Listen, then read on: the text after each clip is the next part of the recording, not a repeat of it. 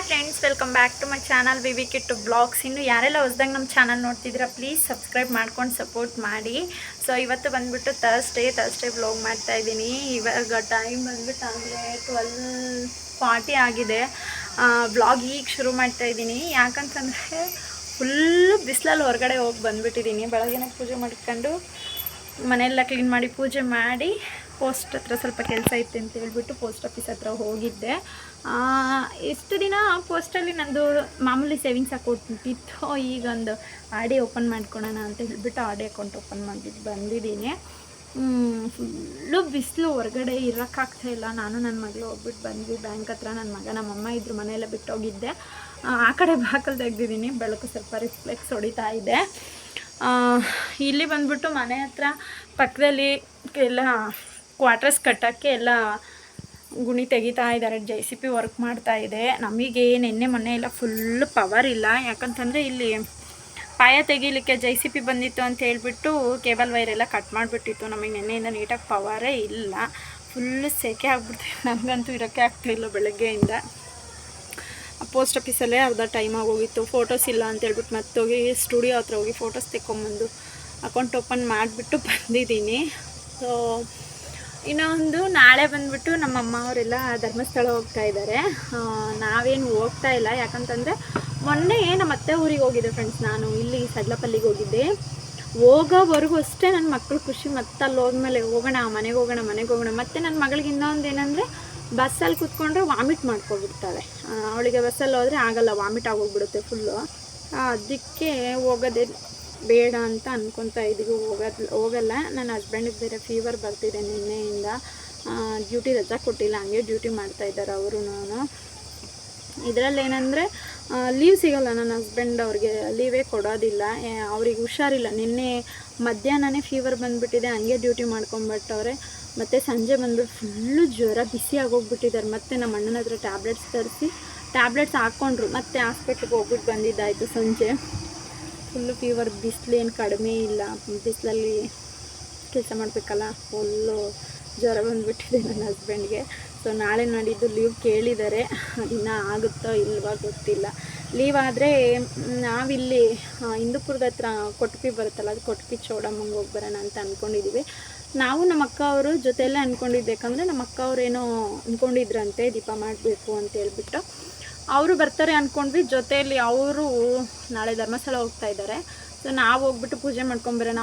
ನಮ್ಮ ಅಕ್ಕ ಏನಂದಿತ್ತು ಅಂದರೆ ದೀಪ ಮಾಡೋಣ, ಇಲ್ಲಿಂದ ದೀಪ ಮಾಡ್ಕೊಂಡು ಹೋಗ್ಬಿಟ್ಟು ಅಲ್ಲೇ ಮಾಡ್ಕೊಂಡು ತಿಂದ್ಬಿಟ್ಟು ಬರೋಣ ಅಂತ ನಮ್ಮ ಅಕ್ಕ ಹೇಳಿತ್ತು. ಸೊ ಹಂಗೆ ಮಾಡೋಣ ಅಂದ್ಕೊಂಡೆ. ಬಟ್ ಅವಳು ಇವಾಗ ಧರ್ಮಸ್ಥಳ ಹೋಗ್ತಾ ಇದ್ದಾರೆ. ಬೆಳಗ್ಗೆ ಅಲ್ಲಿಗೆ ಹೋಗಿ ಬಂದು ಸಂಜೆ ಮತ್ತು ನಾನ್ ವೆಜ್ ತಿನ್ಕೊಂಡು ಹೋಗೋದು ಬೇಡ ಅವರು ಅಂತ ಹೇಳ್ಬಿಟ್ಟು ನಾವು ಹೇಳಿವಿ ಇನ್ನೊಂದು ಸರಿ ಹೋದರೆ ಆಯಿತು, ನೀವು ಧರ್ಮಸ್ಥಳಕ್ಕೆ ಹೋಗಿ ಬನ್ನಿರಿ ಅಂತ.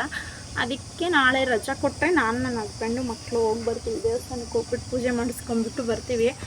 ಮಗಳು ನೋಡಿ ಇವತ್ತು ಫುಲ್ಲು ಟ್ರೆಡಿಷ್ನಲಾಗಿ ರೆಡಿಯಾಗಿ ಹೋಗ್ಬಿಟ್ಟಿದ್ದಾಳೆ. ಅವಳಿಗೆ ಇಷ್ಟ ಟ್ರೆಡಿಷ್ನಲಾಗಿ ರೆಡಿ ಆಗೋದು. ಸೊ ನನಗಿಷ್ಟ ಆಗಲ್ಲ. ನನ್ನ ಮಗಳು ಮಾಡ್ರನ್ ಆಗಿರೋದು ನನಗಿಷ್ಟ. ಅವಳು ಟ್ರೆಡಿಷ್ನಲಾಗಿ ರೆಡಿ. ಅದಕ್ಕೆ ಅವ್ರು ಹೋಗ್ಬಿಟ್ಟು ಬರಲಿ. ನಾನು ಅಂದ್ಕೊಂಡೆ ನಮ್ಮ ಅಕ್ಕ ದೀಪ ಮಾಡಿದ್ರೆ ಒಂದು ವೇಳೆ ನಾನು ದೀಪ ಮಾಡಿಬಿಟ್ಟು ಅಲ್ಲೇ ಮಾಡ್ಕೊಂಡು ತಿನ್ಬಿಟ್ಟು ಬರೋಣ ಅಂತ ಅಂದ್ಕೊಂಡ್ವಿ. ಬಟ್ ಅವಳು ಹೋಗ್ತಾ ಇದ್ದಾರೆ ದೇವಸ್ಥಾನಕ್ಕೆ. ಅವರೇನೋ ನಾಳೆ ಬರ್ತಾರೆ. ನಾವು ಬರ್ತೀವಿ ಅಂತಿದ್ದಾರೆ. ನಾಳೆ ಸಂಜೆ ಅವರು ಧರ್ಮಸ್ಥಳ ಹೋಗೋದು, ಫ್ರೈಡೇ ಸಾಯಂಕಾಲ. ಅಲ್ಲಿ ನಾನ್ ವೆಜ್ ತಿಂದ್ಬಿಟ್ಟು ಮತ್ತೆ ಈ ಕಡೆ ಹೋಗೋದು ಬೇಡ ಅಂತ ನಾವು ಬೇಡ ಇನ್ನೊಂದು ಸರಿ ಹೋಗೋಣ, ನೀವು ಹೋಗ್ಬಿಟ್ಟು ಬರ್ರಿ ಅಂದ್ವಿ. ನನ್ನ ಹಸ್ಬೆಂಡ್ಗೆ ಒಂದು ವೇಳೆ ನಾಳೆ ಲೀವ್ ಕನ್ಫರ್ಮ್ ಆದರೆ ನಾವು ಹೋಗ್ಬಿಟ್ಟು ಪೂಜೆ ಮಾಡಿಸ್ಕೊಂಬರೋಣ ಅಂದ್ಕೊಂಡಿದ್ವಿ. ಯಾಕಂದರೆ ಅಂದ್ಕೊಂಡು ಮತ್ತೆ ಹೋಗದೆ ಇರೋದು ಬೇಡ ಅಂತ ಅಂದ್ಕೊಂಡಿದ್ದೀವಿ. ನನ್ನ ಮಗ ನಾನು ಪೋಸ್ಟ್ ಆಫೀಸ್ ಹತ್ರ ಹೋಗಿದ್ದ. ನನ್ನ ಮಗ ನಾನು ಹೋಗ್ಬೇಕಾದ್ರೆ ಮಲ್ಕೊಂಡಿದ್ದ. ಸೊ ನಾನು ನನ್ನ ಹಸ್ಬೆಂಡ್ ಬಂದು ಊಟ ಮಾಡ್ಕೊಂಡು ಹೋದ್ಮೇಲೆ ಹೋದೆ. ಮಲಗಿದ್ದ ಅವನು. ಸೊ ನಮ್ಮಮ್ಮ ನೋಡ್ಕೊತಾರೆ ಅಂತ ಹೋಗ್ಬಿಟ್ಟು ಬಂದೆ. ಅದೇ ಆಕ ಕೇಳಮ್ಮ. ಮಲ್ಕೊಂಡಿದ್ದ ಅವನು. ಸೊ ನಮ್ಮಮ್ಮಂಗೆ ಹೇಳ್ದೆ ಎದ್ದರೆ ಒಂದು ವೇಳೆ ಸ್ನಾನ ಮಾಡಿಸು ಅಂತ. ಅವನು ಸ್ನಾನನೇ ಮಾಡ್ಕೊಂಡಿಲ್ಲ ನಾನು ಬರೋವರೆಗೂ. ಈಗ ಬಂದು ನಮ್ಮಮ್ಮ ಈಗ ನನ್ನ ಜೊತೆಗಿರೋದಕ್ಕೆ ಹೋಗಿ ಸ್ನಾನ ಮಾಡಿಕೊಡ್ತಾ ಇದ್ದಾನೆ ಅವನು. ನಮ್ಮಮ್ಮ ರೆಡಿ ಮಾಡ್ತಾ ಇದ್ದಾರೆ. ನಮ್ಮಮ್ಮನೂ ಹೋಗ್ತಾರೆ ನಾಳೆ. ನಮ್ಮಮ್ಮ, ನಮ್ಮ ಆಂಟಿ, ನನ್ನ ತಂಗಿ, ನಮ್ಮ ಅಕ್ಕ, ನಮ್ಮ ಅಕ್ಕನ ಮಗಳು, ಇಷ್ಟೇ ಜನ ಹೋಗ್ತಾ ಇರೋದು. ನಾವು ಹೋಗ್ಬೋದು. ಬಟ್ ನನ್ನ ಮಕ್ಕಳು ನನಗಷ್ಟು ಸಪೋರ್ಟ್ ಮಾಡೋದಿಲ್ಲ ಎಲ್ಲಿಗಾದರೂ ಜರ್ನಿಯಲ್ಲೇ.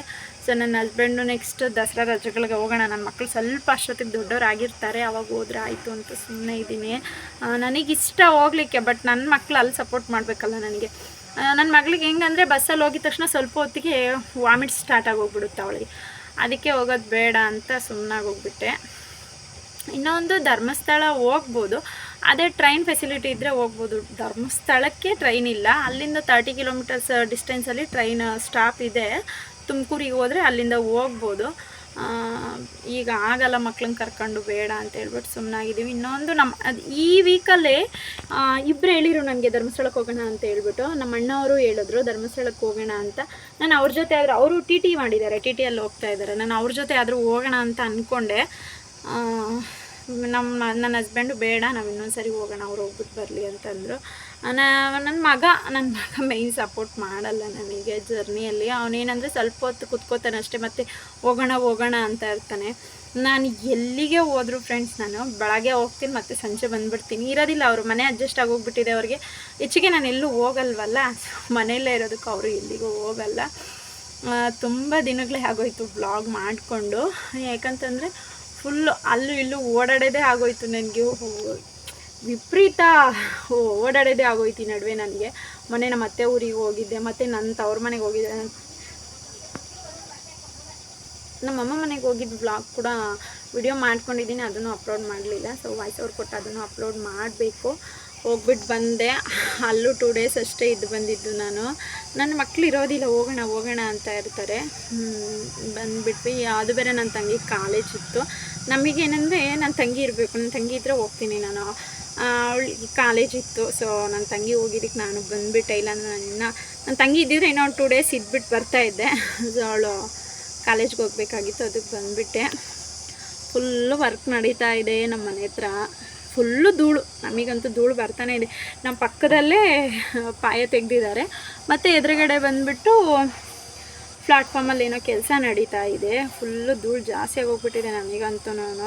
ಫುಲ್ ಕರ್ಟನ್ ಕ್ಲೋಸ್ ಮಾಡೇ ಇರಬೇಕು ಇನ್ಮೇಲೆ. ನಾನು ವಿಡಿಯೋದಲ್ಲಿ ತೋರಿಸ್ತೀನಿ ನಿಮಗೆ ವರ್ಕ್ ಮಾಡ್ತಾ ಇರೋದು. ಇಲ್ಲಿ ಪಕ್ಕದಲ್ಲಿ ಏನೋ ಕ್ವಾರ್ಟರ್ಸ್ ಕಟ್ತಾರಂತೆ, ಅಪಾರ್ಟ್ಮೆಂಟ್ಸ್ ಮಾಡ್ತಾಯಿದ್ದಾರೆ ಫ್ರೆಂಡ್ಸ್ ನಮ್ಮ ಪಕ್ಕದಲ್ಲಿ. ಆ ಕಡೆ ಅಪಾರ್ಟ್ಮೆಂಟ್ಸ್ ಇದ್ದಾವೆ, ನಾವಿರೋದೇನು ಅಪಾರ್ಟ್ಮೆಂಟ್ಸ್ ಅಲ್ಲ, ಸಿಂಗಲ್ ನಾವಿರೋದು. ಈಗ ಅಪಾರ್ಟ್ಮೆಂಟ್ಸ್ ಮಾಡ್ತಾಯಿದ್ದಾರೆ ಇಲ್ಲಿ. ನನ್ನ ಹಸ್ಬೆಂಡ್ ಹೇಳ್ತಿದ್ರು ಅದೇ ಒಂದು ವೇಳೆ ದೊಡ್ಡದಾದರೆ ಹೋಗೋಣ ಅಂತ.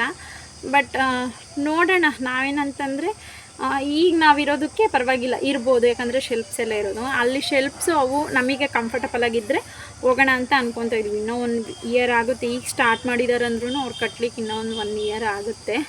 ನಿನ್ನೆಯಿಂದ ಕರೆಂಟ್ ಪ್ರಾಬ್ಲಮ್ಮು ನಮಗೆ, ಪವರೇ ಇಲ್ಲ ನೀಟಾಗಿ. ನೀರು ಬೆಳಗ್ಗೆ ಆನ್ ಮಾಡಿರೋ ಮತ್ತೆ ನೆಕ್ಸ್ಟ್ ಡೇ ಬೆಳಗ್ಗೆನೇ ಆನ್ ಮಾಡ್ತಾ ಇರೋದು.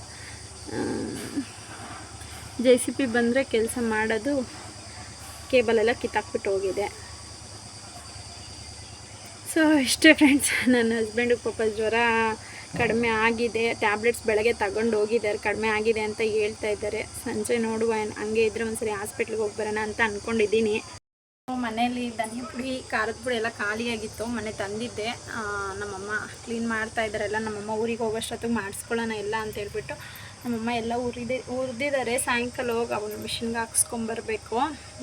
ಮನೆಯಲ್ಲಿ ನನಗೆ ಅವೆಲ್ಲ ಮಾಡ್ಲಿಕ್ಕೆ ಬರಲ್ಲ. ಮತ್ತು ರಾಗಿ ಬೇರೆ ಖಾಲಿ ಆಗಿದೆ, ರಾಗಿ ಮಾಡಿಸ್ಕೋಬೇಕು ನಮ್ಮಮ್ಮನ ಹತ್ರ. ನಮ್ಮಮ್ಮ ಊರಿಗೆ ಹೋದ್ರೆ ಮತ್ತೆ ಆಗೋದಿಲ್ಲ. ನಾನು ಅಂದ್ಕೊಂಡಿದ್ದೆ ನನ್ನ ಮಗಳಿಗೆ ರಜೆ ಇರೋದಕ್ಕೆ ನಮ್ಮಮ್ಮನ 1 ವೀಕ್ ಇರಿಸ್ಕೊಂಡು ಕಳ್ಸೋಣ ಅಂತ. ನಮ್ಮಮ್ಮ ಸ್ಯಾಟರ್ಡೇ ಬಂದರು, ಮತ್ತು ಮಂಡೇ ಮಾರ್ನಿಂಗೇ ಹೊರಟರು ನಮ್ಮ ಅತ್ತೆ ಊರಿಗೆ ಹೋಗಬೇಕು ಅಂತ ಹೇಳ್ಬಿಟ್ಟು. ಮತ್ತು ನಿನ್ನೆ ವೆಡ್ನೆಸ್ಡೇ ಬಂದರು, ನಾಳೆ ಮತ್ತೆ ಫ್ರೈಡೇ ಹೊರಟೋಗ್ಬೇಕು ನಮ್ಮಮ್ಮ ಧರ್ಮಸ್ಥಳಕ್ಕೆ. ಮತ್ತು ಸಂಡೇ ಬರ್ತೀನಿ ಅಂದೈತೆ, ಸಂಡೇ ಈವ್ನಿಂಗ್ ಬರ್ತೀನಿ ಅಂದೈತೆ, ಮತ್ತು ವೆಡ್ನೆಸ್ಡೇ ಹೊರಟೋಗುತ್ತೆ.